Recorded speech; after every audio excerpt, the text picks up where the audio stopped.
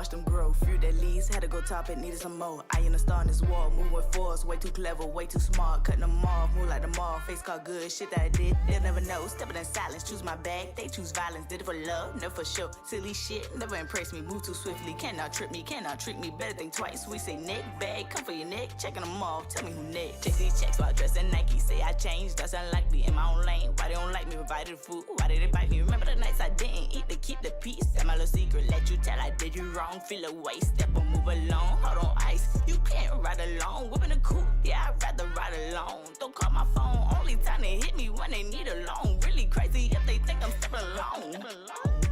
God on my side, giving all praise to the most high. United we stand, divided we fall. Falling out wasn't part of the plan. I say cat, nine lies, say it's love, now I see it's lies. Everybody around me faking, tell me who in disguise.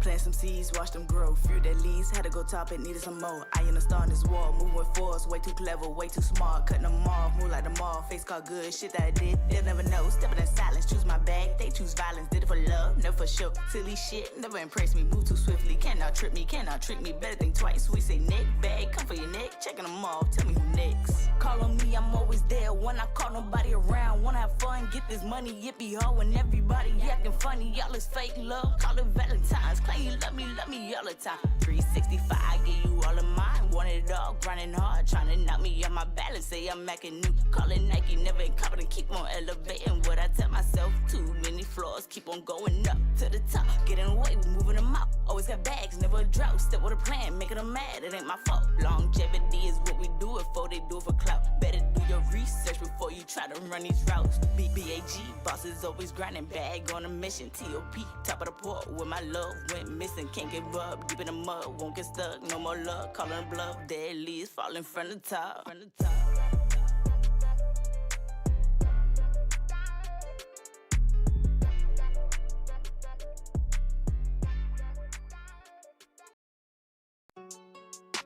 Look up to them, look up to them, look up to them, look down to me. I love you, mommy. Look up to them, look down to me. Look up to them, look down to me. Look up to them, they look down on me. Game all, I'm feeling weak. Look around, who gon' help in my time of need? Only got myself and God, say a prayer, head up. Screaming, fuck the wall, ain't no crashing out, won't be no dummy, nah. 4-5 on my hip, fully loaded, hollow tips. Keep it on me, won't slip. Keep it pimpin', don't trip. Niggas sippin', I'm too trill. Keep it solid, too real. Bossed up, grinding still, fucked up, tryna heal. Mentally lately been stuck in my head, ducking and dodging cause niggas be fed. Want me to follow, but they misled. Got lost in the trap, I will not fail. Redirect, had to reroute. Elevated, made it out. Fuck, I look like crashing out. For my back, I'm spazzing out. Sick of opinions, don't know I live. Thinking it's easy, nigga, I wish. Shocking the water, surrounded by fish. Burnt the bridge, they can't swim. From jumping in, not saving them. Too real, too trill. Needing help, go ask God. This party over, I'm out of favor. Stay in my lane, stay to myself. Gripping the steel, protecting my wealth. Stepping quiet, stealth mode. Turned up, beast mode. Got a lot, but need more. Searching hard, trying to find peace. Going hard, cause they doubt me. Shining through when they cloud me. Look up to them, they look down on me. Game all, I'm feeling weak. Look around, who gon' help in my time of need? Only got myself and God, say a prayer, head up. Screaming, fuck the wall, ain't no crashing out, won't be no dummy, nah. 4-5 on my hip, fully loaded, hollow tips. Keep it on me, won't slip. Keep it pimpin', don't trip. Niggas sippin', I'm too trill. Keep it solid, too real. Bossed up, grinding still, fucked up, tryna heal. Hey shit, I ain't gonna lie, I'm still fucked up, still tryna heal, still tryna shake back and get right. Hey, we done went through first quarter, second quarter, we still fighting this halftime. We gotta take a little break, but best believe, third quarter, fourth quarter, we about to go down. Shit, stay tuned, we might even hit OT. You never know. Top BAG ENT. I go by the name BAG ENT. That's how we coming. Top shit on me. Fuck all them niggas that doubt me.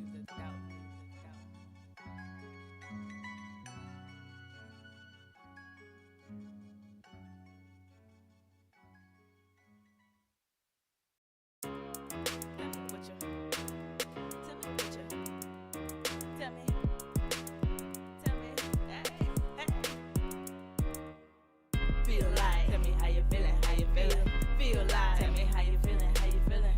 Feel like, how you feeling, how you feeling.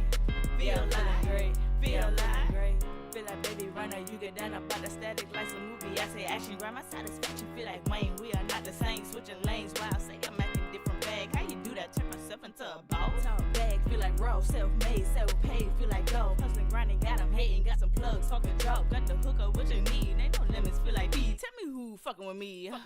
Pull up on a nigga like Birdman. Disrespect, don't throw my way. Petty shit won't entertain. This real life is not a game. It's my calling and my duty. Just my life, you watch my movie. No sequel, this a truth. We keep on watching. Feel like. Tell me how you feeling, how you feel. Feel like. Tell me how you feeling, how you feeling. Feel like. How you feeling, feel like. Feel like.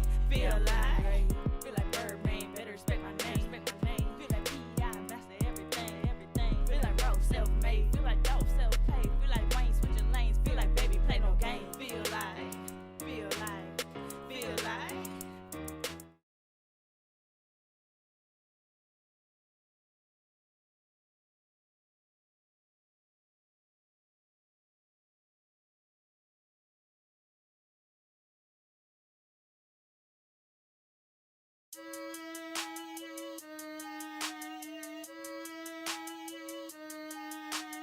Play my game, playing to win, will not lose. Tying no ends, I'm cutting them loose. Up all night, grinding, work in the morning, hitting the snooze. What would you do if you had my shoes? Investing in me, let's see what I do. Planting some seeds and watch them grow. Water and watch them bloom. Plant some seeds, learn some patience and watch them bloom. Don't wanna talk, they rather assume. Stay in my lane, just do what I do. Switch on my mind, really divine, not worry about time. Gotta stay in my grind no longer. Look for peace, it's all inside. The devil won't play on my mind. Telling myself, don't give up, don't get stuck. Can't be hard when you got God. Every day wake up, send up a prayer, and then face one. Learn these lessons, keep on pressing. Situation after situation, y'all be stressing. I just look at it different, call it a blessing. Cutting them loose, he gon' do what he do. I'll carry the weight to feel this large ass plate. X I feel, bitch I feel great. BAG, grinding hard, right on time, I ain't never late. Stand on business every time, can't hesitate. I run my play. Play my game, playing to win, will not lose. Tying no ends, I'm cutting them loose. Up all night, grinding, work in the morning, hitting the snooze. What would you do if you had my shoes? Investing in me, let's see what I do. Planting some seeds and watch them grow. Water and watch them bloom. Yo, we back in this thing, we back in this day motherfucking 14. I know you can't see me, but we'll be with you shortly. Having a little technical difficulties. But yeah, we gonna get into that Ran Out of Love by Bag Ent. Mari, let's go. I done ran out of love. Always quiet cause I'm misunderstood. Keep my problems to myself, why they always think I'm good. Try to open up and let them in. Saw another side of me when they let me vent. Now they tryna throw it in my face. Thoughts running wild, I don't wanna catch a case. Thoughts running wild, I don't wanna catch a case. Pray to God that I make it through another day. Only thing on the agenda, gotta get paid.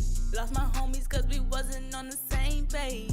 Every day we thuggin' doing the same thing. Only thing on my mind was the change. Hurt me bad to see my brothers in the chain gang. Cut me deeper when I found out they was playing games. Got my thoughts going wild. I've been gone, I've been lost for a while now. Got me trying to figure out how I gave all my time and my love and they walked out. I done ran out of love. I done ran out of love. Always quiet cause I'm misunderstood. Keep my problems to myself, why they always think I'm good. Try to open up and let them in. Saw another side of me when they let me in. Now they tryna throw it in my face. Thoughts running wild, I don't wanna catch a case. Yes sir, Skid, we back in this bitch, man. Day motherfucking 14, man. I wasn't gonna show up, but hey, man. That what they want, man. So we gonna show up anyway, man. That's what they want, man. You feel me? But yeah, man. It's motherfucking Tuesday. The week just started for me. I don't know about you guys, but it definitely just started for myself. Hope you guys had a great Tuesday. Hope y'all week's been starting off lovely. Everything y'all expected and more.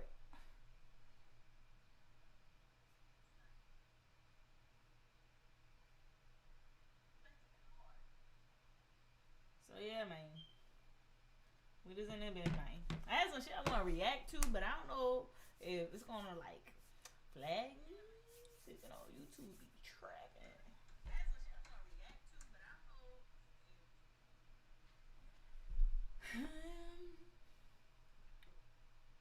We got an hour. Shitty game. Kind of want to react. I don't know if they're gonna let me react. This YouTube man acting like a little biatch. Always crying cause I'm misunderstood. Keep my promise to myself, why they always think I'm good. Try to open up and let them in. Sign on the side of me when they let me in. Now they trying to throw it in my face. Thoughts running wild, I don't wanna get your case. Thoughts running wild, I don't wanna get your case. Academics is with 6ix9ine right now. Wow. Big Act and 6ix9ine Scream.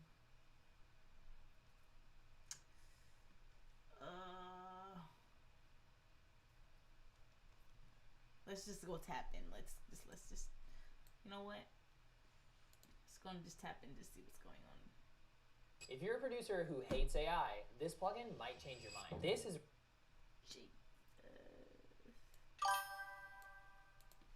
Oh, I can't see the chat. Yeah. Now we're gonna see what Big Academics and 6ix9ine got going on over there. That's not what I wanted to react to. I just saw it. So hey, let's get trendy.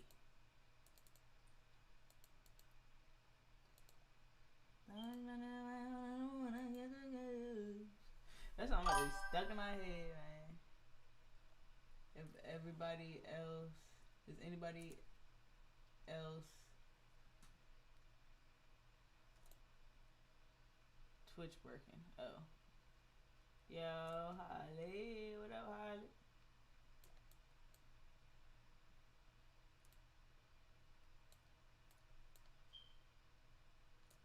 I wanna get a kiss.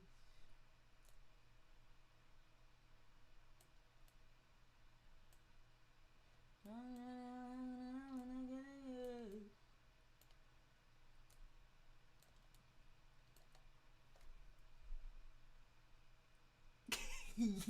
I just see that nigga in the back. I did not see you, bro.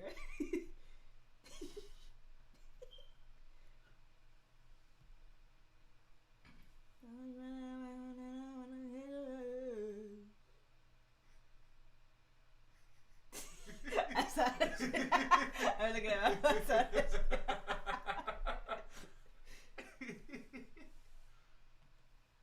Let's make a mountain. Hold on, you guys. Give me 1 sec.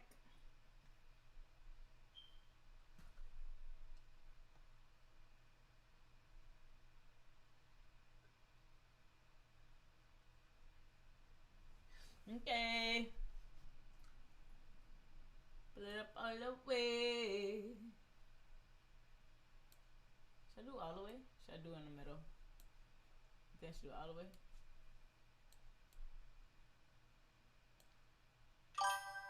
All the way. All the way. All the way. All the way. All the way. Oh shit. The video ain't even playing. Oh, it is playing. You want outsource this here. That should slow your shit down. Like, I've been trying to tell you, you gotta focus thing and really hit that shit. Because who's in the studio? We about to release on Thursday. Yo, to the chat, right? We got 5.9. We releasing on Thursday. Oh, fire. Yeah, but you just gotta keep the foot on the gas, man. Because I think this is the first time, like, people stop looking at you as delusional. Because I think niggas was used to look at you delusional, like, yeah, fuck all that you saying, that you ratted. Like, you know, that's what it was. Okay. Until A couple other niggas probably did some, you know, some stuff, and then now they're like, There's some stuff. Why you call it stuff for them? When they did some rapping, nigga? Why they can't say why you can't say that is not true. So that's true though. That's true. While some other people In did 1 some second, stuff. I can't see like, the check. nigga, I can't see the I did check. some stuff too then, nigga. Like, you know what I mean? Nah, niggas do treat it differently though. All this Yeah, wrong Niggas with you, treat it Jay? differently. You know what it is? Niggas don't like you though. Nigga, this is my favorite saying. I'm like, nigga, it's better for you to be right than be dead all the way right. Cause you can be dead all the way right, and niggas gonna be like, man, we don't like how you said it. Like, why you talking like that? Yo, he disrespectful. You know what I mean? Yeah, I'm about to cancel this live. What? They say how 6ix9ine getting bigger than AK. Yeah, you gotta, yo, listen. Nigga, you gain weight, nigga. Nigga, I'm really Nigga, you got a big ass property rolling around and shit. Somebody's got something to say if I say you about. You look like you got a tire around your belly, bro. That's how you look. Hey, yo. Nigga got the Michelin. I'm just not. When I'm eating in 5 minutes, 3 meals. Like, so I gotta go. Okay, I really don't want to watch academics and 6ix9ine sit here talking about food. I'm sorry, you guys. I really don't. Yo, man, the pizza was good, man. Oh, what is this? I don't follow Jordans. We gonna follow the trend. We gonna follow this one right here. Give me 1 second, you guys. Give me 1 second. Give me 1 second. 1 second. Un momento. Un momento.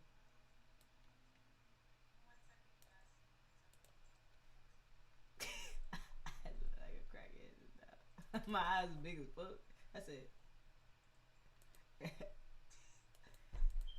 Yeah, look, I was geeked up.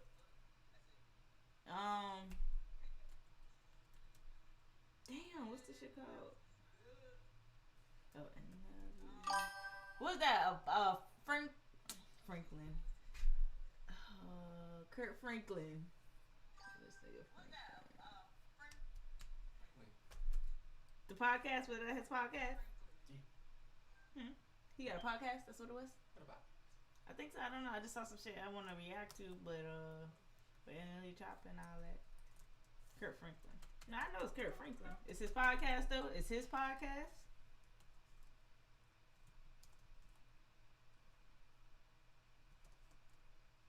Den of Kings.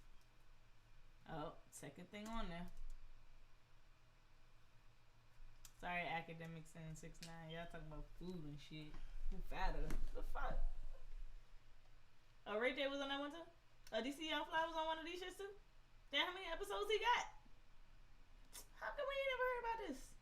Wait, how many episodes he got? Oh, he only got 4. 4 days ago. Oh, he started doing this 3 months ago. Okay. Oh, he do like an episode a month? That's what it's giving. I never heard of this. I don't know why I'm yelling. Sorry. What are you yelling? I ain't gonna lie, I feel like I'm about to get Why was it? We gonna watch. Can we watch it 2 times? 2 times will still make it copyright or no? Would they tell us copyright if it's 2 times?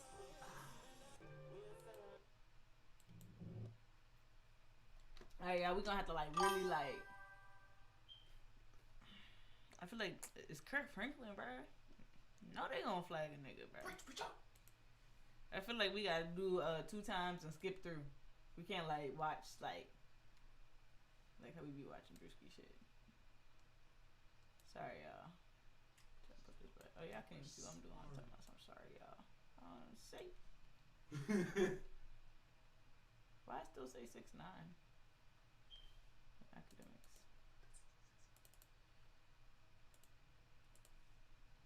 Some fried chicken. Fried chicken. Holly, why you ain't put us on, Holly, girl? Wait, how you do 2 times from the whatchamacallit? Playback speed. 2 times.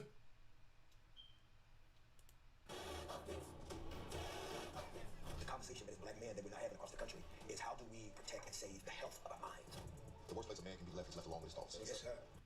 My mental fitness, my physical fitness. Oh, shit, Jonathan Mitchell is on? You just make amen. And also, if you bring no money, just let the food get up here at the table so you won't be trusted. You know, all these churches over here. Y'all go sit down. Y'all go sit down. Man, I want you to know, man, that I'm so honored just to have y'all here with me, man. It's like just the perspective and the life experiences that I want to learn from. You know, Hey, if I black out, somebody let me know. So much I read at a young age. You know, because some of you, even though you're younger than me, I mean, you almost had to live 2 or 3 lives just to get where you are.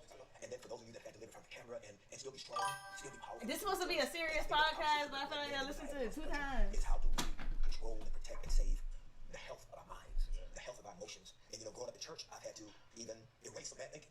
You know, because I had to learn that the teachings of Western Christianity. I don't know if I can watch this in 2 times though without laughing. You know, like Jesus was mad cool, but a lot of stuff that we were taught ain't got nothing to do with him. And one thing that I've learned is that we don't always have the power to be able to say to people. Just watch it normal. You can just pray that way. It's like I'm feeling like I'm needing a little more. And I realized when I was about 18 years old, and everybody at the table's got some creative juice in them, and I remember being about 18 years old realizing something's wrong.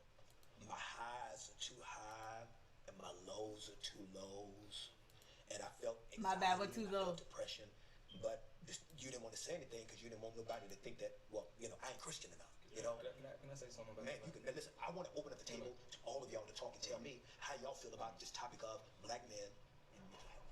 There's one thing you said about prayer, and this is what I realized in the community, and this is something that I was doing. And when I tell people about prayer, the relationship with God is not a one-way street. So sometimes we come to God and we always praying for things, praying for signs, praying for blessings, praying for clarity. But prayer is also a space where we sit down and supposed to listen. So if you don't have enough discernment to decipher between what voice is of God and what voice is of the other side, or even your own curated thoughts, I feel like that's when people walk astray. But one thing that God has been strengthening in my life recently is an inner voice that He's put on the inside of me to trust.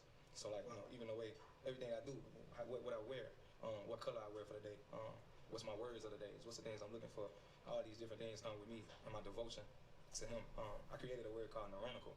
And neuranical means to me like steadfast devotion of listening to the inner voice that He places on the inside of all of us. Neuranical. So N-U-R. I was just going to ask how you spell that. I was just going to ask you. Yeah. Well, you know what? Let's even start off on a light side. Now tell me at the table, what makes you happy? What makes you have the most joy? 1.5 or 1.75? He has the pause. I feel like 2 is too much. Why is that? Because we Too often fast. are not the receptors of happiness and joy. We're often looking to provide for someone else. And we don't really know what that is because a lot of times we don't get a chance, we don't get the opportunity to just be. Okay, 1.5. So for me at 43, I've learned that my happiness is just me being able to just be where I'm not providing, where I'm not performing, I'm not talking, I'm not being someone My bad, giving y'all. a clinical analysis to their crisis. Is where I can just be, where I'm just settling to me. When did you find yourself, Ray J, most happy? I find myself most happy when everybody got a room at the hotel. Break that down. And then like if everybody got a room at the hotel, I sleep in the car. Okay, now break that down. Then like certain people gotta fill certain positions, so I gotta make sure everybody good. And when everybody good, everybody settled in. Gotcha. And I'm in the car, I'm like, man, happy. Gotcha. Your happiness comes when you're able to take care of everybody else. But my most happiness is with my kids. So that's it. Like How many kids you have? 2, 5 and 7. They're in my house now, and they don't never want to leave.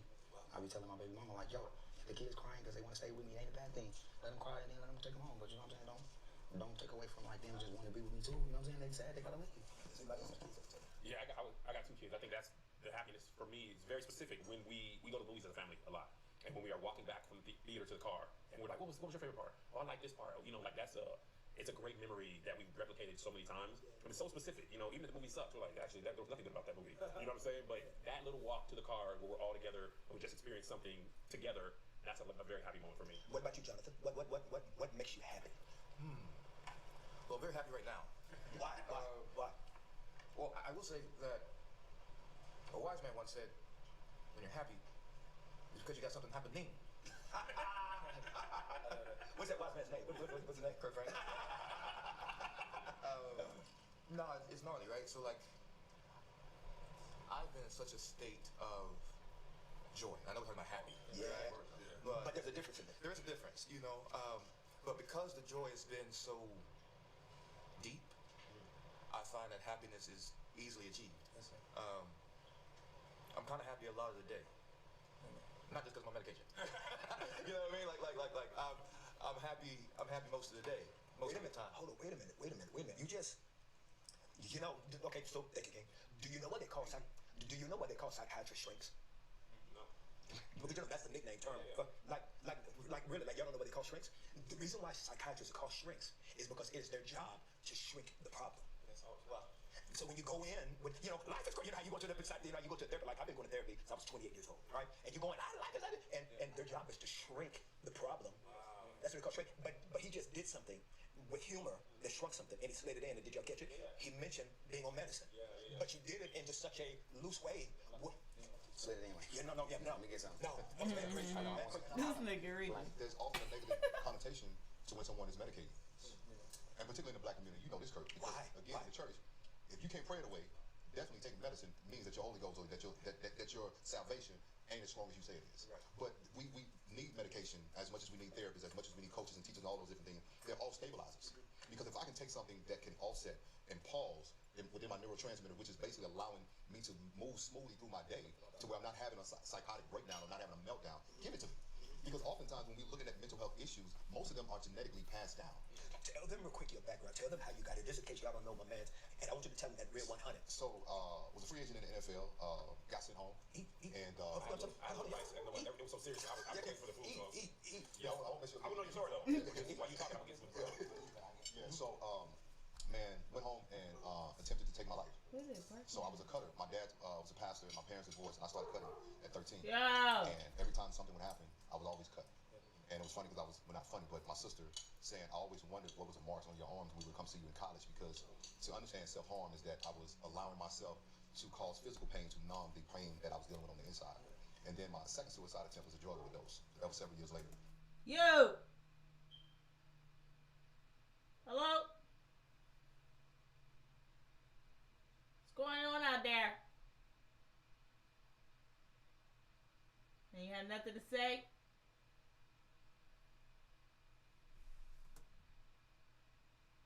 Which after surviving, miraculously, which is how I got into going to therapy. Because I stood at the altar a bunch of Sundays, Kurt, and I got prayer, and sometimes deliverance works in an instant, but true healing takes place through the journey of understanding why was I cutting, what was the pain connected to. Understanding. What makes you happy, King? Man, I'm gonna be 100% honest with you. That's refreshing to hear, man. For real, man. Glad you overcame that, man. Because one of the greatest gifts God give us is life, and that's one of the main things He's been teaching me with. You know, I think happiness. People trying to seek happiness in the wrong places. It just comes from gratitude. It's about being thankful for what's already around you. And once you start to count that, you know, once you start to dim down the needs and the wants, and want for nothing and just accept and flow with what He's already providing and offering for you, that's when true happiness comes, in my opinion. That's crazy. I just said I relate to that. I tried to take my life before. My daughter, when she was being conceived, she gave me something to live for. So, you know, happiness does come from the What spirit. took you to that point in your life where you felt that space where you tried to take your own life? Man, it came to a space to where I had everything I wanted, but nothing I needed. So it was like, you know, everything of my wants was reachable. Money, cars, clothes, women, of course, all the things that's in the other side of the promise. How old are you? I was around 17. This was like after I had blew up. Around 16, a few months into me blowing up, receiving breakthrough, started to become a point to where I started to veer a little left. You know what I'm saying? You know, I always relate to the book of Job. You know what I'm saying? I feel like at the end of the day, it was just everything was a testament to faith. But the attacks, you know, they started to increase, but still my faith never changed on, you know, who the ultimate provider was, and that's the Most High God. How do you guys feel at the table? Has everyone at the table ever had that space outside of Doc and Ellie? Have you ever been to that space where you ever thought about suicide as black men? Yeah, absolutely. I was on suicide watch. There were times when I'm recently married, but there were times when me and my girlfriend, me and my fiance, and now me and my wife, there were times when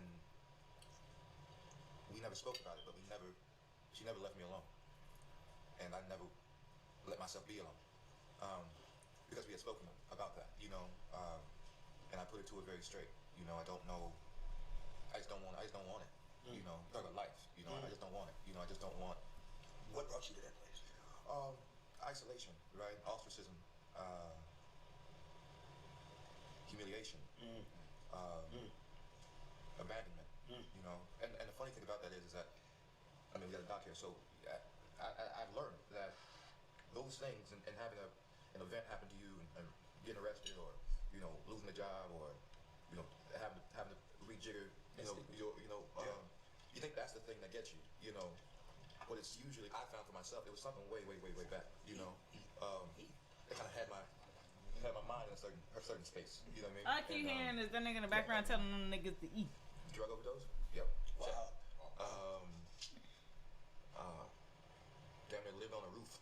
know, just plenty of, I don't even smoke cigarettes. You know what I mean? Plenty of cigarettes and whiskey.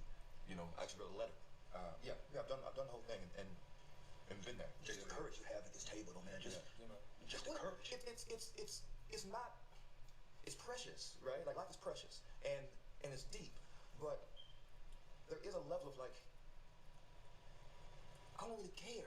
Yeah. You know what I mean? Like I've reached a point now where it's like I really want to care. You know what I mean? Like but I don't care. But the darkness we have to go through as a black man sometimes to get to that light. But see, that's the thing. That's what pisses me off. You said this at the top. You know, we as black men have to talk about mental health, right? Like I agree, but we are all born into a society in which our narrative, right? Our narrative as black men, we're born into a narrative that puts us downhill. Yeah. And then you end up having to pretend that you're somebody that you're not to get through certain doors that I got through, right? You don't get through an Ivy League door, you know, behaving a certain way, thinking a certain way, or letting people know you think a certain way. That didn't happen. Yeah, I think as a black man, we have to know we are at war.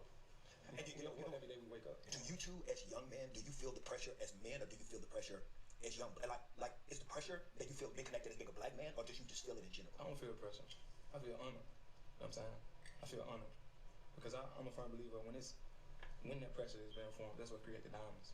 You know what I'm saying? Have you always been there? I have not always been there, but I just recently came to that space and now I understand why I had to go. Let me ask you this, NLE. What led you to discovering that it was an honor to feel the pressure? And I also want to hear from Ray J too, as a young gun too. Yeah. What led me to discovering what made me feel it was an honor is because our job as a black man is to go through the obstacles, to be able to uplift the other people that have not overcame the obstacles. And it's still a you know, it's a war. We win one battle and then we move on to the next. We climb one mountain and then we gotta go to the next. Yeah. But service to others is one of the most important things, you know, and even a wise man once said, to piggyback off Jonathan, service to others is what pays our rent in heaven. Heaven can be accomplished right here. Who's been teaching you? What you been reading? What you been doing? Because how long? 20? I'm 22. 22. How do you handle the pressure of life? Do you feel it as a black man having that experience? The pressures. You know, it's not. It's deep. The industry's deep. That's a fucked up place to be. You know what I'm saying? Because, well, if you playing on the outskirts like us, it's not fucked up because, like he said, when he said, I don't care, like, I really don't give a fuck, right? Excuse me, sorry, man. You can be you. Okay. Be yourself. Okay. I know that boy did not just curse in front of fucking Kirk Franklin. How old? Who? NLE? I think he said 22. I want to apologize to the No. That was okay. That nigga act like he better go to hell for cursing in front of Kirk. I mean, I no longer care when I just like understood like that the manifested is different from like trying. You know what I'm saying? I never been the type of person who wanted to go in an audition or sell myself. So I just took the long line, like the line that was like real long. I'd rather take that than to be who I'm not. I got you. And it's like I could be squeaky clean and be successful, and I'm real miserable. I got that point because you know what I'm saying? So like I'd rather just like I'd rather be on the outskirts because like you can't really make. I know, but it's just like he just moved a little. Like you can only make a mistake in your mind to where you like fuck I messed up, and that's God telling you like you did because you feel bad. But if you don't feel bad, then you ain't messed up. If your perception is right. If you conscious of it. So if you go to war, it's all messed up. Kids are dying in every country. So the war is fucked up for everybody. But now you're starting to figure out what's best for the family or the country, right? So you're gonna ride with America or wherever you're from, but it's all still messed up, and it's all still politics, whether it's Democrat, Republican, blood, crip, black, white, like. And you can only imagine just the kind of pressure that it is being young and famous. And Kev, you are now experiencing a level of fame in your own life that has kind of caught you off guard. When you hear these young, intelligent young black men, who I'm so honored to have at the table, is because we'll never know their level of pain. We'll never know their level of anxiety and stress that they have to deal with because we didn't have all of this BS and we didn't have all of that. We have to live your whole life in front of people. I mean, how do you process these stress and pressures of trying to manage it all and not lose it? Yeah, I think Like you think about that? it's tough to be honest. I think Kev on stage is I guess performing a version of Kevin. You know, and I think you think you want something until it starts to happen. Right? And I think one thing that I probably struggle with the most is like, for a long time I'm creating on the internet, I'm just this guy. You know what I mean? I can make fun of everybody that everybody else is making fun of. And then all of a sudden it's like, now when you say something, this is now somebody's podcast. It's a black woman doing that. No, that was on TikTok or Twitter or whatever. And I'm like, bro, I'm not even, what? Some black Not talking about like how they got like when the internet is after you, I think you know it's not the real world, it's not everybody, But for some reason, it feels like everybody. It feels like there was time I was getting dragged. They were finding every one of my emails. They was like, and I'm just like, bro, you know, just put your phone away, put your phone away. But it's like, it feels like the whole world is on you. Saying I see you and shake your hand, like, congratulations. And then that's the only thing that happened. I've never seen nor heard the same magnitude of hate that I receive online. Never. The few times I've ever been getting dragged online, if I happen to have a show or something and I'm down the street, it's like, okay, what up, baby? Oh, love this. When you have the kids, have the wife. So it's like, it's incongruent with how you feel and what you feel like is happening. But I think two things are true. And I think for me, because so much of my job is the internet, it's kind of hard to avoid. You know what I mean? Because that's how I pay my bills, feed my family, blah, blah, blah. But it does start to weigh on you. And I don't think that's not a thing that when I worked at the bank, that would never happen. You know what I mean? It's just, I go to work, I do my job, I go home. That can never happen. But now it's, you know, you start to feel like, I don't know if I don't want to say nothing. I just don't want to be, I don't want to say nothing wrong because whatever I say ends up being wrong. Doc, I have a question for you, Doc. And I want y'all to also ask each other questions. I got a question. Yes. Oh, no, I'm sorry. Go ahead. Just real quick, before we move on, pressure, and then you also said celebrity, famous. I just think one thing we always have to realize is that we're not famous, we are not celebrities. Our anointment comes from a higher power. So once we are anointed, we're supposed to use it in a certain manner. And, you know, we go back to Jesus. He was anointed. When he was crucified in the span of being anointed, people didn't like him. How old are you? 22. I do feel like once we start to separate the saying famous and celebrity, but I just wish that you were anointed. No, I think we are celebrities and famous. Like, I don't think, because I rejected that. I'm like, bro, I'm not famous. I'm not no celebrity, bro. I'm just want to do what we do. Yeah, I'm just making videos on the internet, bro. I'm not like, but it's deeper, it's bigger than that because it's somebody watching you that does not look at you like you just who. When you look in the mirror, you see Kev, you see who you are. But when someone else look at you, they see something that they want to be. If preachers That's why I was feel like really I'm preaching famous. in church, Or a celebrity. people would be You know, all because over. those people don't know me for me. They see God's hands on me. No, for sure. They see that. No, I think I'm separating those two. I think God's hand on my life, plan on my life is one thing. Yes, sir. And then the way the world sees me or, you know, how I'm perceived is a separate thing. You know what I'm saying? I get what you're saying. Yeah. I want to ask a question before we got too far. Both of y'all brothers shared, you shared what you almost did and you did not. I'm curious what brought you out of that. Like, how did you, what was your thought process to be like, I don't want to do this anymore. I want to live. You know what I mean? Like, how did you, because I imagine those things don't just magically go away, and that thought might be in the back of your mind. Like, how do you process? How do you pull out of that? Yeah, that's a great question, Kev. I think for me, NLE and I was talking about it earlier, right? He was talking about how his daughter, right, the daughter has given him a reason to live. And I think for me, having an encounter with God, most people don't survive a drug overdose. I mean, the stuff that I took, and to some everything, man.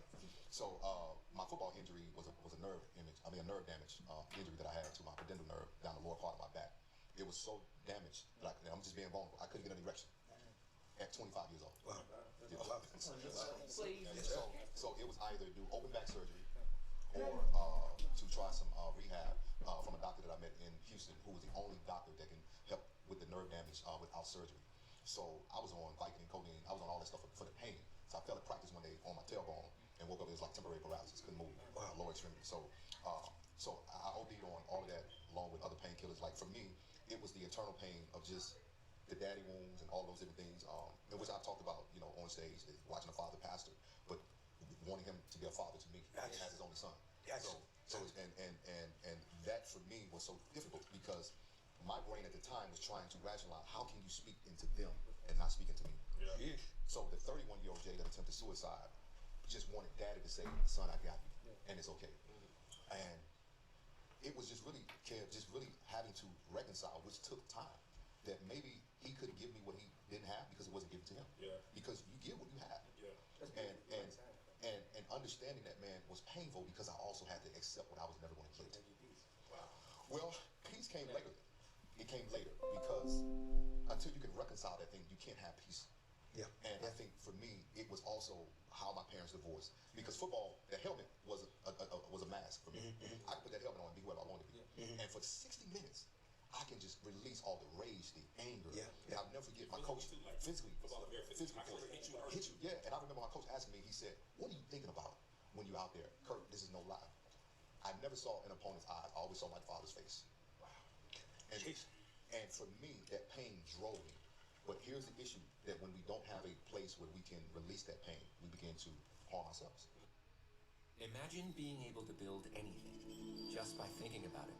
Meet Base 44, a complete AI creation platform made for anyone with an idea and a drive to bring it to life. Describe what you want and watch it take shape. You can plan, customize, and expand in any direction.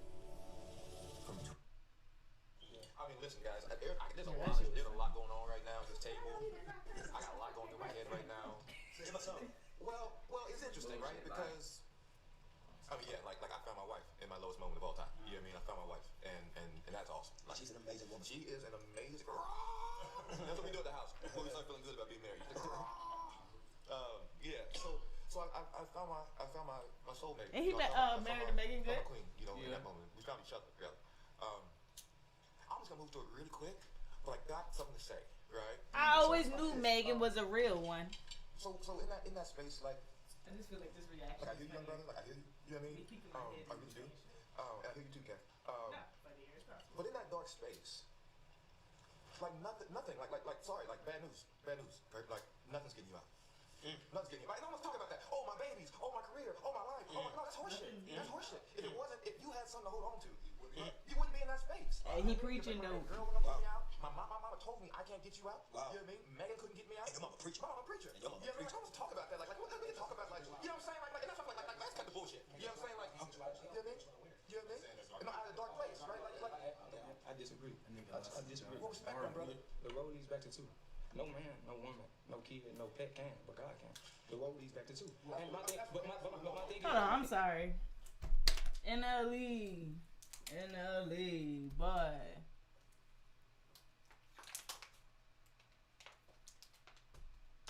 What is something? I don't even know what. I'm gonna just keep listening. But I definitely agree. Only person that can pull you out of that dark space is yourself and God. You gotta go find God if you want to get pulled out of that dark space. But nobody physically in this earth, no child, no job, no career. Because if that was the case, you wouldn't be in that dark space. Think about it. The thing is this. If we understand the connect, man, listen, I just sat down for 3 to 4 months. I took a break. I could have made 4, 5. I ain't gonna lie, and at least sound like me after I did my 42 days. Like, y'all just can't tell me shit. I just did that. That's what he giving me right now. $10 million. I left it all on a plate to sit down because something in my spirit wasn't right. I sat down. I had to go back home. Got grounded. Stayed in my hometown, the most dangerous city that people crucify. Stayed there. Planted my feet there. I went into 112 day seek. Every day I woke up. I went outside with my notebook and I sat my feet in my grass and I stood before a tree and in nature and I just listened. And I wrote down everything. I jotted it. I got a journal. I got 4 or 5 journals stacked over 3 or 4 months. It's like a Bible. The Most High God fed to me every day, every second. When I woke up, He'll wake me out of my sleep. He gave me dreams. People that I needed to get away from me. Snakes, rats, whomever. He put everything under a microscope. Man, in my hold life. on. Watch this. There are times. Hold on, y'all. So I'm supposed to be reacting to this part. This is the part that's going viral. Don't mind me. Yes, I'm clip farming right now. That's awesome. Like, she's an amazing woman. She is an amazing woman. That's what we do at the house. We start feeling good about it. Me? No. Yeah. So I found my He's saying my Megan do soulmate. that around the house. I found my queen. In my head, I in was that like, moment. We found each other. Yeah. I'm just gonna move through it really quick, but I got something to say, right? So it's like this. So in that space, like I hear you, young brother. Like I hear you. You know what I mean? I really do. And I hear you too, Kev. But in that dark space, like nothing. Like sorry, like bad news, Kurt. Like nothing's getting you out. Nothing's getting you. Like no one's talking about that. Oh, my babies. Oh, my career. Oh, my life. Oh, my, no, that's horseshit. That's horseshit. If you had something to hold on to, you wouldn't be in that space. Wow. You know what I mean? My baby girl wasn't gonna get me out. My mama told me I can't get you out. Wow. You know what I mean? Megan couldn't get me out. Hey, your mama preacher. My mama preacher. You know what I mean? Like no one's talking about that. Like what we talk about? Like you know what I'm saying? Like enough of like let's cut the bullshit. You know what I'm saying? Like you know what I mean? You know what I mean? And I'm out of a dark place, right? I disagree. I disagree. Well, respect them, brother. The road leads back to two. No man, no woman, no kid, no pet can, but God can. I'm reacting, The road yeah. leads back to two. And my thing, but my thing is this. If we understand the connect, man, listen, I just sat down for 3 to 4 months. I took a break. I could have made 4, 5, 6, $10 million. I left it all on a plate to sit down because something in my spirit wasn't right. I sat down. I had to go back home. Got grounded. Stayed in my hometown, the most dangerous city that people crucify. Stayed there. Planted my feet there and went into 112 day seek. Every day I woke up. I went outside with my notebook and I sat my feet in my grass and I stood before a tree and in nature and I just listened. And I wrote down everything. I jotted it. I got a journal. I got 4 or 5 journals stacked over 3-4 months. It's like a Bible. The Most High God fed to me every day, every second. When I woke up, He'd wake me out of my sleep. He gave me dreams. People that I needed to get away from me, snakes, rats, whomever. He put everything under a microscope in my life. Watch this. There are times when I can say that my walk with God, NLE, has not been enough. And it was hard for me to admit that. There's going to be these views that are not black and white views, but these are our perspectives. Yeah, and there's so many brothers who find themselves, and I am one of them, you know what I mean, who find themselves in situations, and they're hearing in the back of their head, oh, but your baby, oh, but God, oh, but, right. You know what I mean? Right. And it's that moment where you look for it, right, and it's not there, and then you jump, right? You know what I'm saying? Right. So we gotta be very careful, famous celebrity people, right, putting rules down, telling folks this is how it goes. No. That is dysfunctional. So right? The same way they say black men should behave a certain way, that's like saying a Christian should behave a certain way. Right. You know what I mean? Yeah. It's not fair, right? It's not fair, and it puts that individual in a place where they have no escape. Why don't you speak to that, Don? Well, I like how you were transparent, Kurt, because as a son of a pastor, and you're so on point. And I think what Jonathan is saying is you're right. Yeah. It leads back to 2. Yeah. However, man, there are moments that crushes you, man, and they're so crushing that me and him was talking earlier, and I related because what he went through, it's like this, Kurt, you know this. There's something, man, the agony behind dealing with a private matter in a public arena. Yes, sir. Yes, sir. That is crushing that this should stay private, but now it's public. You could have called me, and now you had to make that post about, yo, Kev, this. And I think for us as black men, to what you're saying, Jay, is we can't package it and frame it in this manner because, man, life is so nuanced. It is nuanced. And yes, man, you get into a place. Yes. And we were talking, because I went through what he went through in 2018 with a young lady I was dating, and I watched people get on social media, and I'm like, it's not true, but I couldn't say anything, and I'm saying, God, where are you now? Mm-hmm. Like, it was like a Job moment, because you're like, why is this happening to me? But my thing is I said the road leads back to 2. All of these obstacles is for you to strengthen the relationship. Oh, yeah, that's all I'm saying. So if it's a misunderstanding, I'm not saying, hold on one second. I'm not saying you okay. No, I'm over good. I know it's no rule. I'm not saying it's a set rule on how to be this or how to be that, because one thing me and Kirk is a firm believer of, there's no man of perfection. There's only a man of progress. Right. My thing is, the things that I went through, same thing you went through, same thing you go through, same thing you go through, same thing you go through, same thing. No matter what age, none of that shit. It's all built to create the foundation of your relationship with the Most High. That's why I said the road leads back. And I think what Jonathan is saying is that in that moment, you can't discern or decipher that. But right? It will in that moment, you can't. No. But if you keep... I want to say something. I think I'm a church kid, and I'm 42 now. So, and I'm a church kid in the sense of like there was nothing else. It's just Jesus. There's no medicine. There's no therapy. There's no divorce. Somehow, your husband's beating you. God's gonna everything is God's gonna do it. God's got a plan, right? That's all you. That's what you're dealing with at the table, NLE. Yeah. See, let me just say this. I'm not religious. I'm not Christian. I'm not none of these things. I just believe in God. I go straight to source. Right. But here's what I get what you're saying. I get how what I'm saying could be. No. I'm not even saying that. I'm just speaking from my experience, not even directly to what you said or what you meant. But what John and Jay was saying, it's like when I was young, that made sense, right? What made sense? What you're saying? God somehow this is gonna make sense because God's gonna make sense. God has a plan, and that was true for me when I was young, right? When I got older, and when my brother died, and as a child, it's just God kind of called him home. God had a better plan for him. No man understands God's thing. When I was a kid in that, with somebody else's grandma, somebody else's brother, that was cool. And I'm even telling them that. Yeah, don't worry about it. God got you. Jesus is here. Jesus, just pray. Jesus died for this. All of a sudden, after 40 years of saying that stuff, and I'm not saying you don't believe it, because I believe it too. Oh yeah, God's got you, brother. I'm praying for you, right? And I'm hearing that until it was me. And then you're looking at God like, where? Did he have you? My thing is, did God have you though? Did he not? Know what he did? That's my truth. Bro, you're not listening. Then, or you still don't know now? Still now. And also in the Bible, people in the Bible were like Jesus. I think NLE is just missing the whole part of what they're trying to say. They're not trying to say that they feel that way now, but sometimes in life when you get to that point, you do start to question certain stuff, or you feel, or you wonder where God is. Like, I understand totally what they saying. I ain't gonna lie, my nigga acting a little too perfect over here. Was like, I don't understand what is happening. It's not meant for you to understand, right? That's what I'm saying though. Hear what I'm saying. In that moment, you're not listening. When my brother, right, and we talk about the celebrity fame and all this type of stuff, and I'm sure we all know this.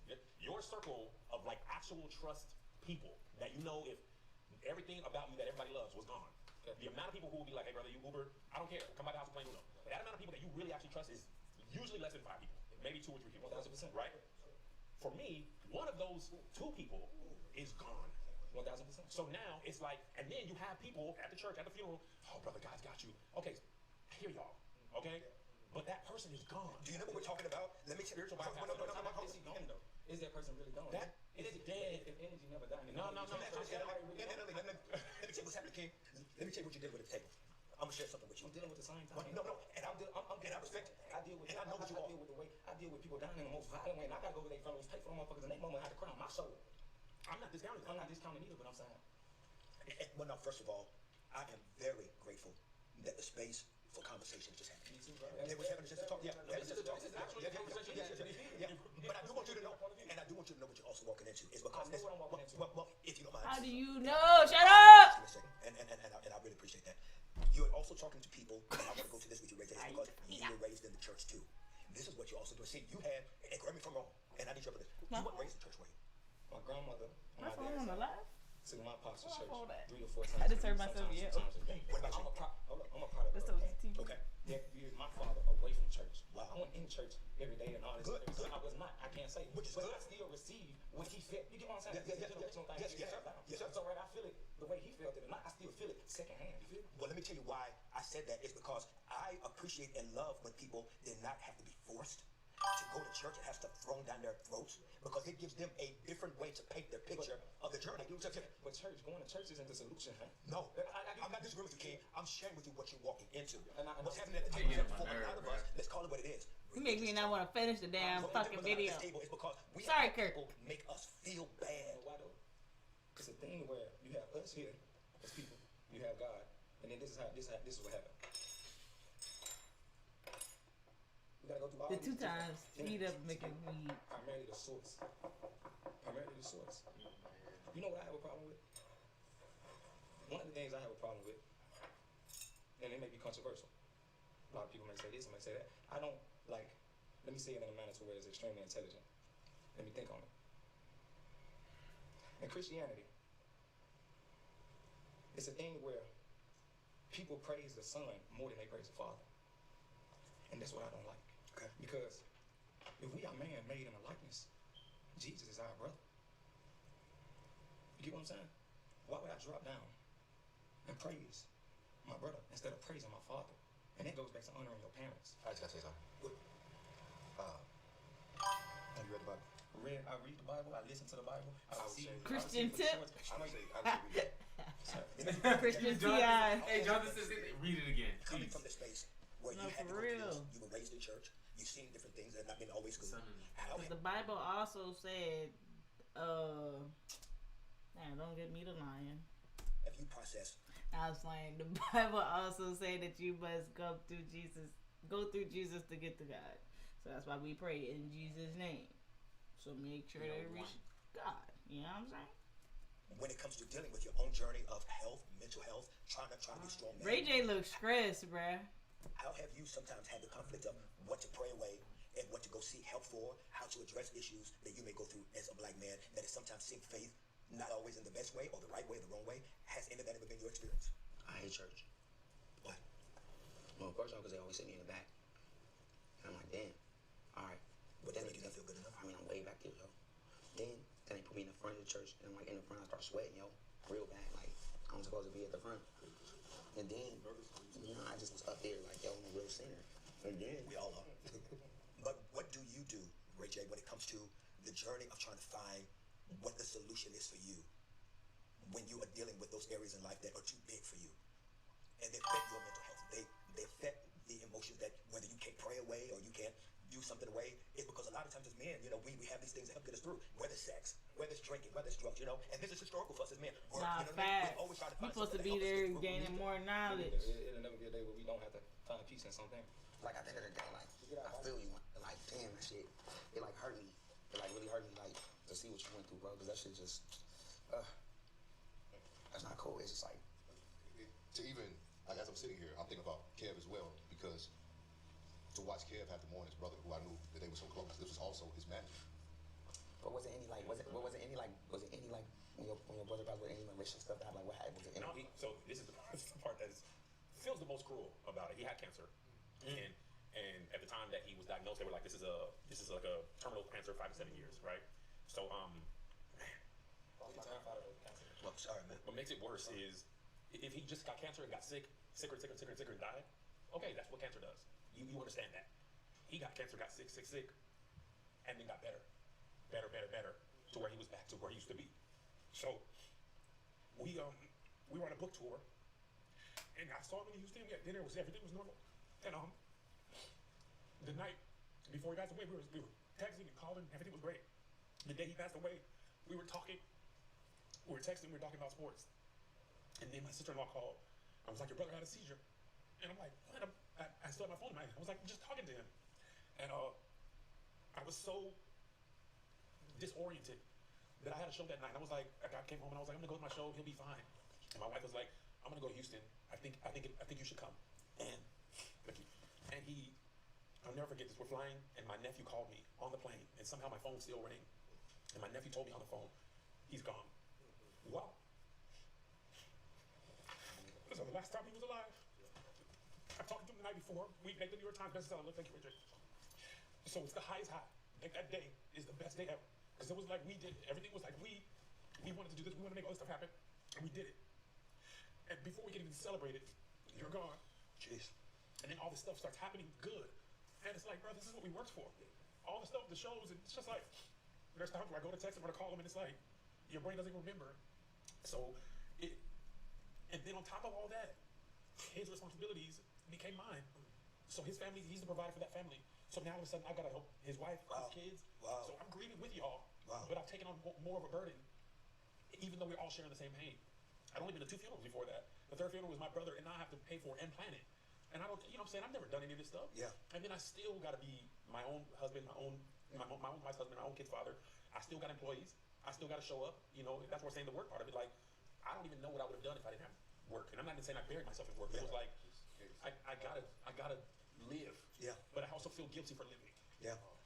I have a question for you guys, man. Is that, do you think, like even what's happening right now, do you guys think that there is another medicine out there, Jonathan, that we're not even realizing they can also be part of the healing for us as black men?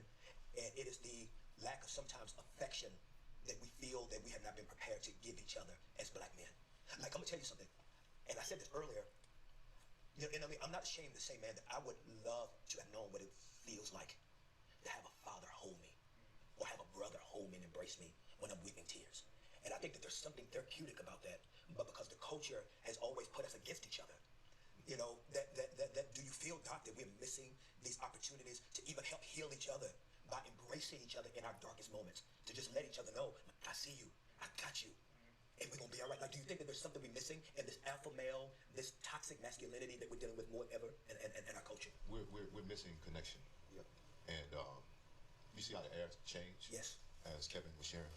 And I'm sitting here and I can feel this energy because, to be honest, Kurt, we don't even get the opportunity to grieve properly as black men. Or even how Ray J even got up and just showed him some love. It's like, you know, we don't get those moments. We don't get those moments. You know, when I saw all of these guys, I made it my point to acknowledge his transformation. Yes. I made it my point to acknowledge his perseverance and to speak life into him. I made it my point to talk with him and to share with him, Ray J. And because when we lack connection, man, we limit ourselves from having the human experience. We need connection. We need affection. I made a post, or it wasn't even a post, I was on a podcast, Brandy Harvey's podcast, and I talked about how study shows that boys need more hugs than girls. Not because they need more love, but we're usually underdeveloped emotionally as boys because we don't get touch, we don't get affection, we don't get I love you and look you in your eyes and not be able to say, you know, no homo. It's no I love you, man, and pause. It's like we don't get that. So man, the internet told me up. The internet told me up because it was like, oh, so you saying I feel like Emily about to say some shit that pissed me off. Boys are underdeveloped psychologically. I feel like he's winding because up. we've been told, man up. You better not be no bitch. Yeah. Don't you cry. We're so far away from how we originally were supposed to bring up black men that we don't. A lot of black men don't know. And they don't know. Share more with that as a young man. With that so when you walk into, and I don't call no YNs, but when I walk up to a young king, it's always black man, good brother, young king. I love you, man. Respect.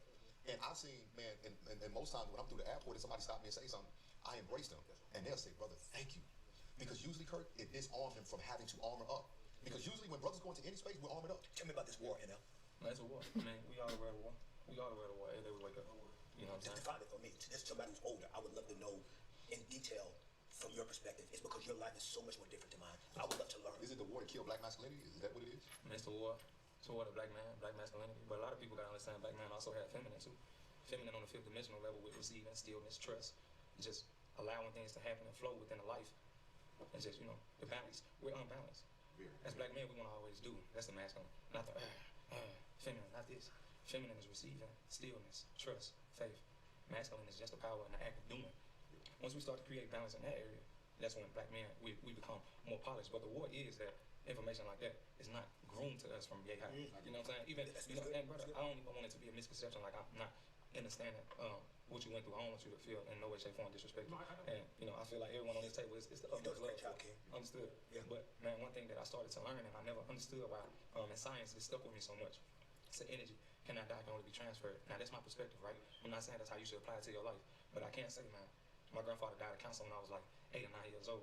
It scarred me to a point to where I used to be scared to go to sleep. I didn't even understand what cancer was. I thought I was going to go to sleep and just die in my sleep. I saw my grandfather dead at 8, 9. That was my first day of life. Just recently, I fast forward and jumped from that. Just recently, my other grandfather passed.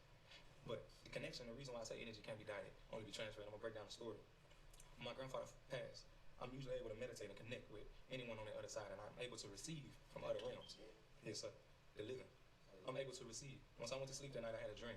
My dream was my grandfather knew I love guns. My dream was he was at his home, and then the room I used to stay in as a little boy, he took me into the home, lifted from under the bed, pulled out a briefcase, and the dream ended. I was overseas. I was catching a flight when he died. Same thing you said. My mother was crying loudly on the aircraft. We was on the way to Europe. My mother was screaming. Flight attendants had to wear me because I had earphones on. I had to cater to my mother in the middle of a flight because her father just died, right? I went to sleep that night. I had a dream. Once I got back to Memphis, first place I went to was my grandfather's house to greet my grieving grandmother. But I also go straight to that room in that dream. In that dream, when I lifted up the bed and I pulled out the same briefcase I saw in the dream that he sent me, I opened it up and that's where I found all his hunting rifles. So when I say energy does not die, it can only be transferred. How did I get that dream? How did I know it was guns under the bed if I never knew it was guns under the bed? So now, Ray J, when you hear these stories about how people can cope through what they go through, what has been the most beautiful lesson that has been given to you on how to survive being famous, being I think I skip over that shit, being a innit? celebrity? That nigga said yes. So What has been the thing that has kept you together? So that I ain't you're gonna able lie. to just I thought he was going. I thought he was First off, I want to say, and I, Ray like, J I fuck just with you, look and I appreciate you.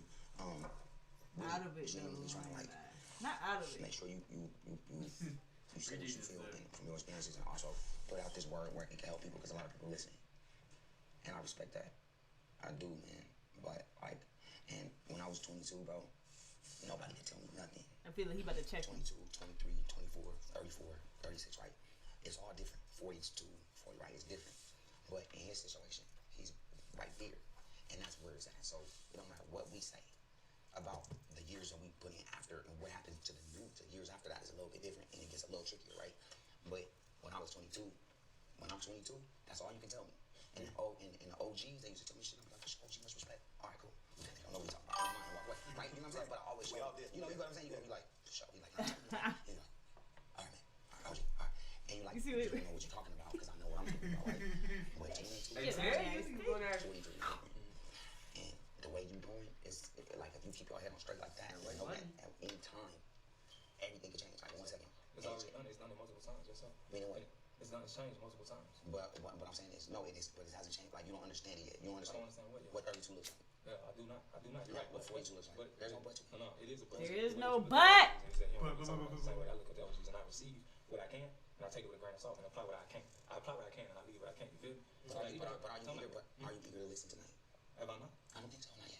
No. If you don't think I listen, then No, I know I'm listening though. I listen to this brother's story and I relate. Listen to this brother's story. I relate. He said he was all up. He said he overdosed. And nobody talk about time when I drove into a tree to a light pole trying to, I got my own instances too. I'm just, I'm a little bit too. Probably it looks as if I'm trying to keep it hid. But if I put it on the front line and I go step by step, day by day, y'all would say, damn, you went through all of that. By 22, that's why I'm so far ahead, because I've already lived enough and I've learned. See, so you feel like you're far ahead? How far do you feel like I feel I'm far enough to have a conversation with y'all, because I know y'all bring another 22-year-old, you won't be able to talk like this. You feel me? I feel that you talk like what? You the only 22-year-old, huh? 22 Savage. And Lee Chapel. What the thing is? Forgot this nigga name. No, I want to hear him. Time, right? Time.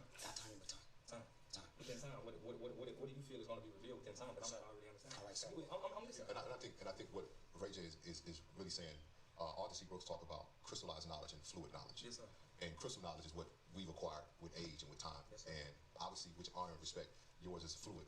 And what he's saying is there's so much more to be revealed. And because you're at that position, you're going to learn it. So I don't think he's not saying that you're not. What he's saying is that as you stay on the path, you will continue to receive more and more. We have to debate. We have to have a debate because if we don't debate it, then there's no point to be here. My thing is, I'm listening. it come from age. It just came from learning where I messed up. That's what I'm saying. Is that not where maturity come from? Does it come with age or does it come with learning and breaking the cycle that you're supposed to? That's a good question. Is that not? No, I'm gonna answer you. I think it's a combination of things, right? So you grew up in Memphis, right? A lot of violence from what you were saying, right? So you've seen a lot of things that a lot of people haven't seen, right? So that's a lot of experience, right? But I'm 42, Kurt 50, 55. There's certain things that I'm gonna give you a silly example. Well, I'm gonna give you a silly example. Have you heard of Labubus? Yeah, that's where the 22 come in. Okay, so Labubu, no, it's happening now. Labubus are little like stuffed animals, and my niece is like 9. It is the biggest thing in her world. She's never seen nothing else. She's like, I gotta have a Labubu. We gotta stand in line for 2 hours for a Labubu, and me and my wife and sister, and that's the difference. So Labubus for her is the biggest thing in the world. It is really just a stuffed animal. So to her, this is the first time she's seen it. It's on TV. It's on the news. At 42, I realized Labubu ain't nothing but Pokemon cards, Beanie Babies, Tickle Me Elmo, Pet Rocks, Game Boys. What's the point? I'm gonna get to the point. The point is, when you were hearing Labubus, you think, oh my God, this is crazy. I've never seen anything else like that because it's your first experience. This is her. When you're my age, you're like, this is 6, 7 time I've seen this, but everybody who's experienced it for the first time, I remember what it was like when I was like, I got out of Tamagotchi. No, the world's Tamagotchi. Mommy, please. And now I've seen that happen once every 2 or 3 years. So that at 9 or at 22, you can only know that revolution's only happened one time, 2 or 3 times. But when you're 42 or 55, it's gonna happen over and over and over. Actual time. There's experience where you have experiences, and then there's experience where you've experienced things over time. Your daughter does it? My niece. Yeah. My daughter does that with me. So it's the same thing at 22. I used to love SpongeBob as a kid. Right. It came back into fruition. Let me jump in real quick, guys. Yeah, let me jump in real quick. Go, finish. No, finish, go again. Finish. Yes, sir. Great job. Yeah, thank you. I've been trying to say something. No, I'm just saying, NLE is and he's smart as fuck. He's on. You carved out your own way, so you understand. You understand by being your own boss. So nobody can really tell nothing. No, that's not true. No. Let me just finish. That's not true. That's not true. No, you listen. No, you listen too. No, you listen too. No, you listen too. But what I'm saying is, you're like, think about it. And I know your mom. I know you like you manifested where you are. So you understand that. Grace of God. Cool. That's what you feel. That's what I know. Got it. Now, do you feel like you're at that experience level to where you can tell give these some advice? Do I feel that? You know what I'm saying? You feel like you can give Jonathan some advice? Do I feel I'm at that level? Yeah, not successful. No, that's a good question. Yeah, do you feel like that? I can only give what man is willing to receive. That doesn't make any sense. That doesn't answer the question. Break it down. I feel like your experience. Do you feel like your experience in the world that you can give Jonathan some advice? If he's willing to receive. That's right. Yeah. I just smoke a cigarette. So let me jump in and say this. Watch this. That nigga done pissed Ray J off. Give a transparent moment to be able to meet you where you are, and just to be able to know the deeper level of what we talked about earlier. So y'all all know that I go through things with my son. Kurt looks stressed out. Did you ever hear about this thing about my son? He's not trying to like use a profanity. Did you ever hear about that? Wow. Okay. So there was something. I have an older son. He's 37, and I love him deeply. And as a family, we have had to walk out this topic in his life since he was young. And he's amazing. He's brilliant, and I love him, and I miss him. I miss my son. I miss holding and embracing my son. Well, something happened about almost 16 years ago where I had a bad emotional anxiety breakdown when we started to realize we was having issues. When the situation happened 4 years ago, I'd always struggled with anxiety, and I always struggled with depression. But when this happened with my son, I had to go through it publicly. And I don't even know if you know this. Well, you said you didn't know, but it was something public that I went through, King. Yes, sir. And then 2 years after that, this whole thing about me thinking when some guy was my dad, and he wasn't my dad, even with this whole situation, that broke me too. Because first I didn't have a daddy, and then to find out that God allowed a man to live 10 minutes from me my whole life that was my daddy, that could have helped me out in life, and that didn't happen. Anxiety and depression got so bad for me that I couldn't pray it away. And I was embarrassed, and it made me question my faith, but I had to use medicinal help. And I felt like a failure as a Christian to be able to have to get on some medicine to help me with my anxiety and depression because of how I was raised. I could not pray it away. And this is my first time ever admitting. Do you still have trouble with anxiety as today and depression? I am better because I have had to get help with it. Can I share what helped with me? Not putting a rule down, but can I just share what helped with me? And what helps with my anxiety and depression? Nature. Nature helps me. but it didn't help me enough. I've always been a man, it didn't help me enough. So coming back to you, what gave you the courage when you started to publicly, like you did, in such a comfortable way? Is because I've never had that courage. But when you just did that, I found inspiration in that. Where did you get that from?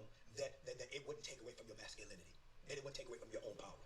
I think it goes all the way back to kind of what we all said, what I said, and Ray J jumped down, like, that I want to be clear about it. Like, when I say I don't care, it's not the fact that I don't care about anything. It's just my priorities are so clear now that my mental health, my mental fitness, my physical fitness, my spiritual fitness, these things I cherish. These things are precious.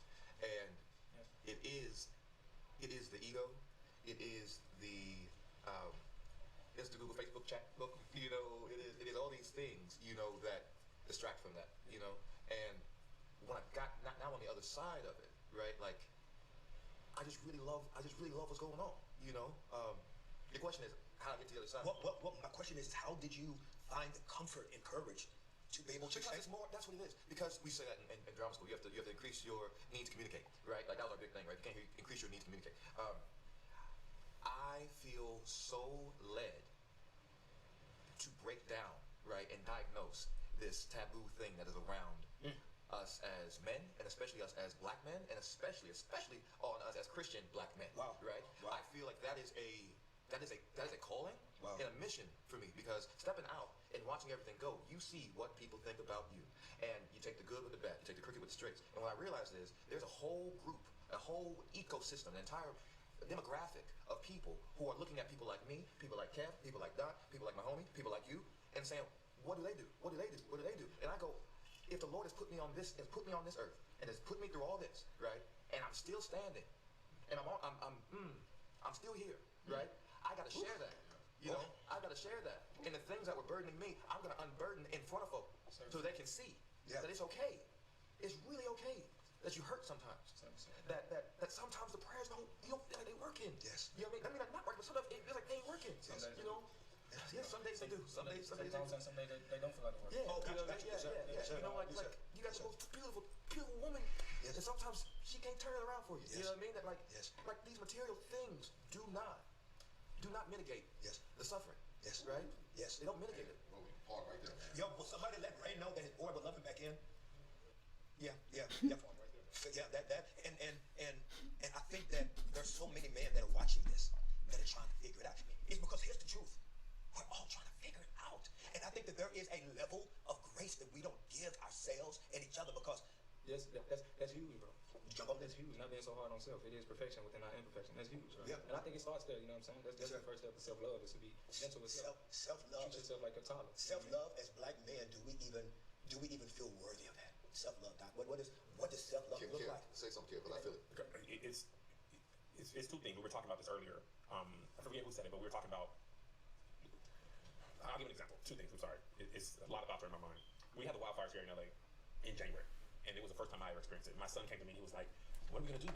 And I literally looked at him and I was like, "I don't know," because it was my first time experiencing a wildfire as well. I don't, you know, they in the north of our house, they're in the south. They're sprouting up. You can't drive to San Diego. So, and my son was like, "What do you mean you don't know? You're the dad." And I'm like, I don't know. I didn't grow up in LA. I don't know. This is not an experience that I have.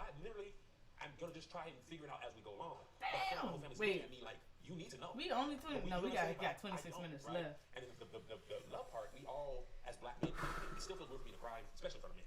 I love crying. Yeah, That's an 8. Bro, it's one of the best things to do, brother. And I remember I felt like I need to be strong for my sons. And I remember when George Floyd passed away. Huh? And I'm having to talk to them again. This isn't even the first conversation. I talked to them about Trayvon Martin. I talked about Tamir Rice. No, and by the time Mark's George gonna be Floyd here. happened, it's like I've had to have this conversation with my kids so many times. I remember we were all in my room, and I broke down crying. And I'm trying to explain it because my youngest son was like, "Why does this keep happening to us?" And I didn't have the answer. And I fell into I started crying, and my oldest son like hugged me, and that was like.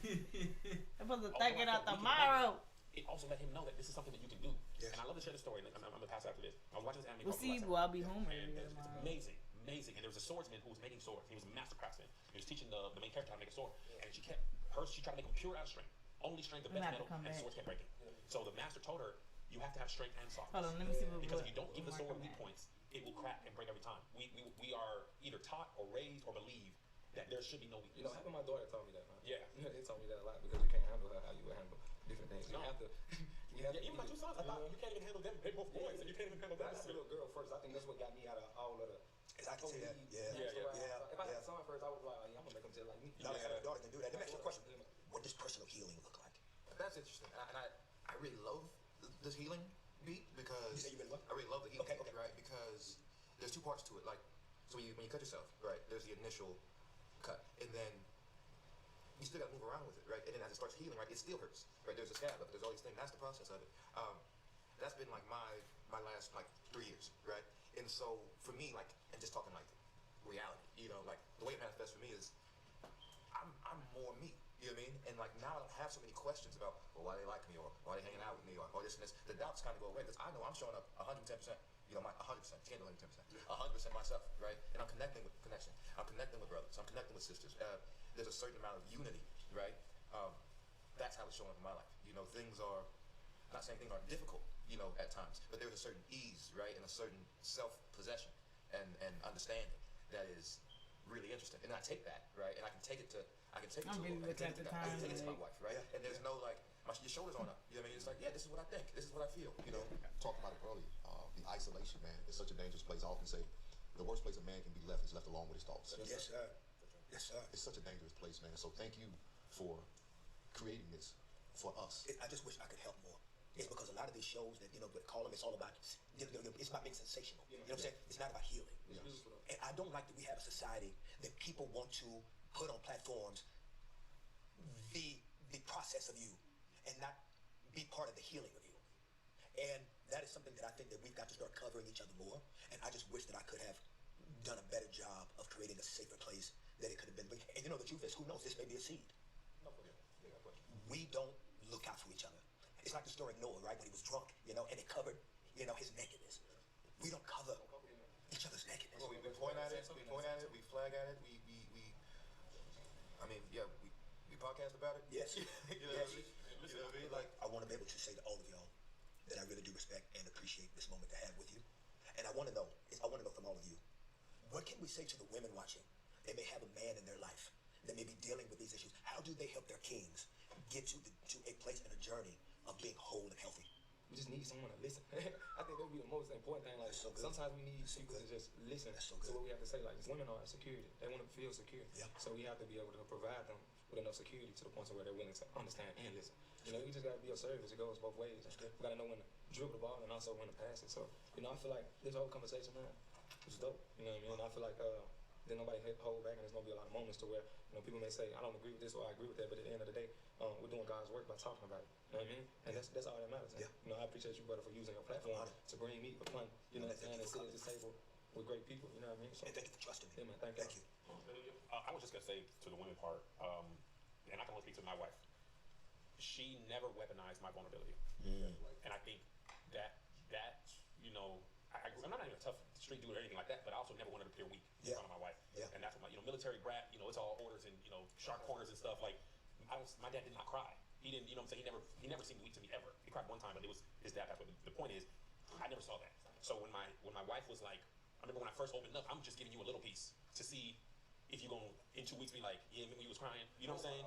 Yeah. But I think that happens. I think that happens in a lot of relationships. It does happen to some men. Yeah, yes. and then you will never ever get the version of him that you could have got. Yeah, and I think my wife, God bless her, she has allowed me, and with each safety, it allowed me to be more vulnerable with her. So now, if she were to ever, to be vulnerable is to leave yourself open to attack.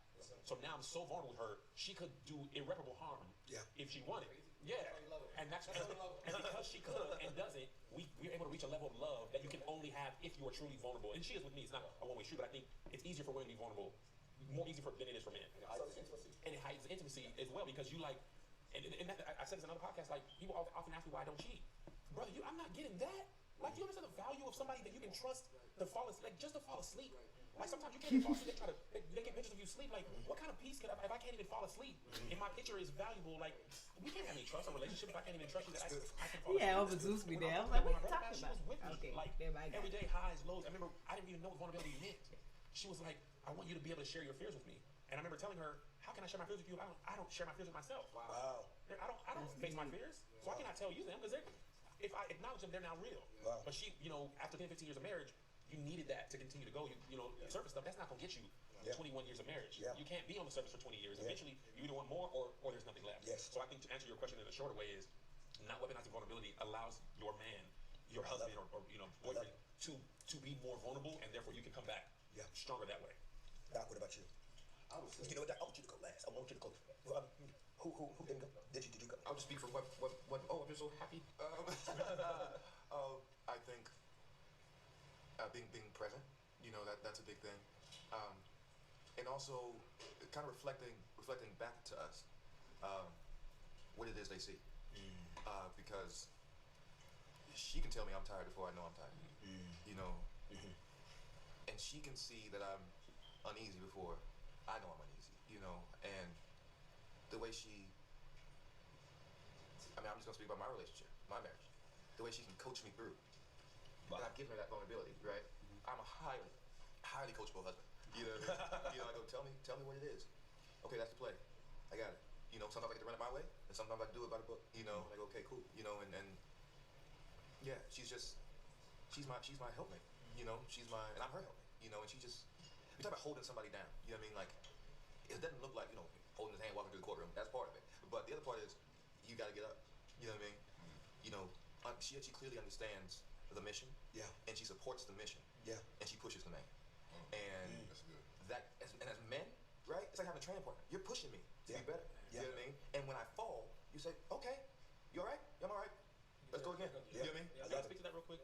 My wife did that to me, and I'll tell you what it was. It's the best. Like, bro, it was the best. It unlocked a new level of love for her. I was talking about my next tour, and I'm like, yo, I'm gonna do these church jokes that I've done this week. This church tour I've done well. And I'm like, I can run these old jokes. I'm talking from when I was like 18, 20. I'm like, yeah, we do churches again. This is gonna be blah, blah, blah. It'll be great. And she looked me dead in my face and was like, you're better than that. She was like, you can go into the lab and dig deeper and work harder and be better than that. She was like, you do this. You're taking the easy way out. And I was like, how could you say this to me? Like, how could you challenge me this way? And as a creative, I knew way back in my mind when I was thinking of it, I was like, this is easy, Kev. But I've never acknowledged that. And she looked at me dead and she said, you can be better. And I want you to be better. I've had that too, boy. And I'm like, nobody on earth could ever do that because nobody even knows those jokes from 20 years ago. And nobody else would care. They see the man you are going to be. Right. They speak to that. And they speak to, she's Melissa. She's speaking to that. She's speaking to, and like, what a blessing to have somebody see your best self and speak. When you are too afraid, she was like, if it takes you a year of practicing, take the year. And be the best you can be. You remember why that's what I'm saying. Like, bro, that's like, and that's why people like, why you don't cheat? It's like, bro, I'm not getting that. Why would you waste that? Like, you know how valuable that is for somebody to see the best of you for real? With no monetary value, none of that. She's talking about just, I see you in the best version of you, and I want you to at least try to be that. Like, bro, that's... No, I have one like that too. Shout out to Tammy Franklin because I'll never forget when the money got really low one time early on in marriage, and she was like, look, whatever we got to do, whatever we got to change, I got you, and that kind of language speaks to a man. Yeah. If you at your lowest, because that dark voice is like, she gonna leave. That's not true. Your mind starts to tell you that. For her to speak against that. Yes. So shout out. My question for you, Kurt, is kind of stand on that, and I'll answer. But my question for you: has she been the wind beneath your wings, through your projects? Like, how have you navigated through the challenges of having an album do well, and then the thought of like, man, I got to do another album, and it has to be better? How was Tammy in that process for you? What role did she play for you? Tammy, and I say this all the time, Tammy would be an amazing woman without me. You know what I'm trying to say? She's an amazing woman. I'm the one that's had the hard time learning how to be a man. You know what I mean? And often she really deserved somebody that was already more of that man, where I was trying to figure out, because getting married with kids already and a lot of things, I felt the pressure of living, and Tammy had the most incredible father. So I felt the pressure of, okay, I got to try to fill in them shoes, and so it was my drive has always been more desperation than inspiration. That's honest. Wow. Yeah. And it's not that she was not giving it. There's just, you're always chasing ghosts when you don't know where your beginning is. When you don't know where your beginning is. And like I see how Tammy, like being married to a woman that had a good mother and father, it's almost like she's like unreal to me. It's almost like, like they have a confidence and they have a strength. Like, I remember asking Tammy once, do you believe that God loves you? She said, yeah, I've never struggled with God loving me. And I had one of my mentors say to me, Kurt, it's hard for you to know God's love as a father when you've never had one. Because it's our first introduction. So Tammy has not done anything wrong in the process of being who Tammy is as my wife. It has always been me trying to learn how to accept it and feel worthy of love. You know what I mean? You just have a hard time feeling worthy. Yeah, hard time. Hard time. Have you been there before? Oh, yes. I just got to the place where I feel I'm worthy of receiving love. It's hard. Because you feel like you have to perform. And I spent most of my life performing to be liked. Because I was the kid that nobody would pay attention to until I got on that piano. So, but that's a whole nother time, whole nother show. But I would like for you to close out that question. So the first part of that question to the women, I want to say this. Ray J ain't never come back, y'all. y'all. We are healers. And I think a lot of women think that they have to heal the man. I think it must really piss him off. And support it? That's good. Absolutely. That's you good. don't have to be the healer. That's good. Because if you become the healer once he's well, he's gone. That's good, King. So I would definitely encourage the sisters. It's unfortunate. It's unfortunate. But definitely encourage them to understand how can I support him and to understand where he's at. And Kev talked about it. My biggest fear has always been being emotional blackmail. You know, because when you open yourself up, and this is what women don't understand, is that respectfully, most women, their greatest possession, they would say their bodies. For us, our greatest possession is our vulnerability. Because once a man gives up his vulnerability, he's giving you everything. Yes. Because it's not his money. Yes. It's that when I started to share secrets, I was molested here, I was abused here, I heard this at 10, and it still affected me at 40. These become the things that we're now afraid, as you said, will this become ammunition that when I'm not the best to you or I'm not at my best, does this now become the same bullets that you're shooting me with? And so for the women, when we are sharing, and even if we share in doses, because we don't have the practice, we don't have the language like women, they were developed emotionally because they got an opportunity to express their emotions. All we know is anger, which is a very low-hanging fruit. So when a lot of men have come into therapy, when men have come into therapy, I have to take them through the emotional chart just so they can identify with other emotions. So women, you have a head start on us, and you are very mature in that arena. So knowing that, understanding that creating space for us is everything. And once you create that space, you may have to sit with us in that space. Wow. And I'm not telling you to stay there long, since I'm not talking about 2-3 years, because you get some women, no. Because even to sit at this table, I had to heal my father's wounds. Because when you have not been fathered well, you have a difficult time building a relationship with other men. And the same with if you had bad relationship with your mother. You have hard time establishing great relationship with your woman. Yeah. And so but I love, man, what I love what he said is also, that should not mean that that woman has to sit in that forever and pamper and babysit that man through that process. Absolutely. He should be moving forward. And the support that you would give him is the encouragement to keep moving through it. And the one thing that when you ask about what healing means, what healing meant for me was rewriting the story. Because I kept telling myself what my father didn't give me is, it was a process that I had to work through. But once I understood his story, I was able to extend grace to say, I get it. Because you can't give what you don't have. And I also had to rewrite the story because could I have been taking in what I was receiving inaccurately? That daddy didn't want to give this to me because daddy didn't like me. Maybe daddy was still fighting to be a son while he was a father. Is this the reason? Is this the reason why you have made the decision to help men? Well, no, to not be married right now in your life? No, I desire marriage, desire partnership. As I'm hearing these brothers share, I desire marriage. I desire.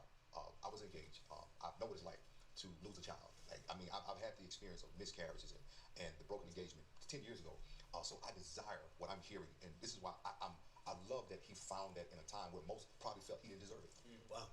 But I think that we deserve to be loved when we're not our best, because we're often fighting to put on a great show so we would be accepted.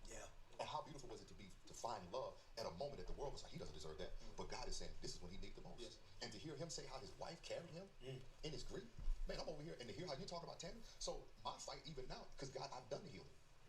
And my call and my mission and my anointing is healing men. So as you were saying, there's times where I'm praying to God, and I'm saying to God, you told me to make men my mission. So where's my mate? Because I don't want to keep pouring, but I maintain this level of discipline because I also didn't want to be a Samson. Well, I do. Well, I know something. With this ass, you ain't have to worry about. You have to worry about that. We're gonna have to get you security. Let me tell you something. As you were saying that, I was thinking, oh. Hold on. Let's close this out. That's why what you represent and allowing the world to see your transformation and to see your evolution. Because Kirk knows, like, we're not 40s. I don't see black men age well. That's why when he's posting his workout videos, and I'm like, dude, go after it. When we're in our 40s and we're finding new things to go after, because so many guys in their 40s are like, oh, life is over. You want to know something, brother? Black men I've been around, they fighting to even try to make. They used to be 18, now it's really like 16, 15. But it's a beautiful thing I've come to, because I used to feel the same way. Will I make it to 16 and 18? You know what? It just clicked for me in LE. You are old. Like, from where you come from. 22 is old. You talking about you live life at 15, 16. To be 22, you like, bro, you feel like you might feel like you're 40 years old. I feel 50. To put them on that point, man. I remember when I was young, I used to want to be able to make it to 16. Wow. And there used to be days where I felt Just to it 16 wasn't years even old. happening.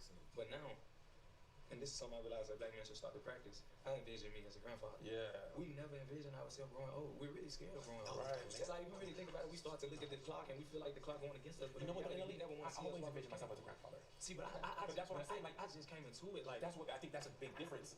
But I'm speaking on the people that's my age. No, that's what I'm agreeing with you. Yeah, man. I'm agreeing with you. Like, it's just a difference of like, it just clicked for me. Let me close this up, guys. Let me close out. Let me say to you, thank you. Yeah, thank y'all. Thank you, King. Yeah, man. Thank you. Thank you. Thank you. And boy, I love you. I love you. And I want to say to everybody watching, there's no way to have I'm a not conversation. going to say nothing. You got a ski mask? Culture, and it's going to be pretty. This is not a pretty journey. This is a rough road. We're talking about We're going to pray for Ray transparent J, places, y'all. And I want to let you know that you're not by yourself. When you're alone and those thoughts are coming and those fears and anxieties are coming, I need for you to know that even the strongest of us, we need a little help along with our prayer. A lot of times faith without works is dead. And don't let nobody demonize you. Don't let nobody belittle you. Don't let nobody weaponize the text against you. Just understand that where you are not by yourself. And we want you to know that we believe in the King and you. Thank you for coming and talking with these kings at this table, because it's been beautiful, man. Thank y'all for joining us to the Dinner Kings. Y'all come on, let's I wonder what the conversation was like once the cameras cut off, boy. Love y'all. Let's go. I ain't gonna lie, that was a dope show. I wonder what the energy and the vibe was when them cameras cut off. This is Ray J. Fuck you doing, boy? My nigga walked out, came back at the end.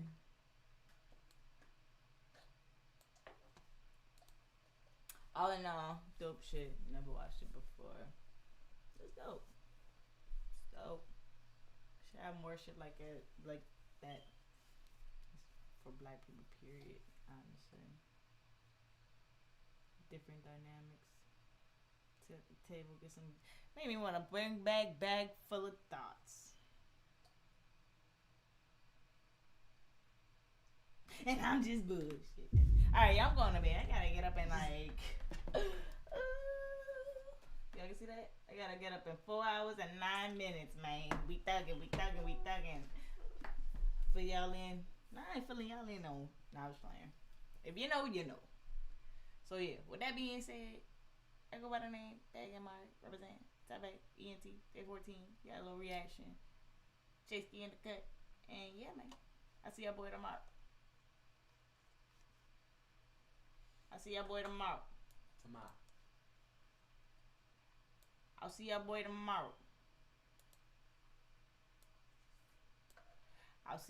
tomorrow.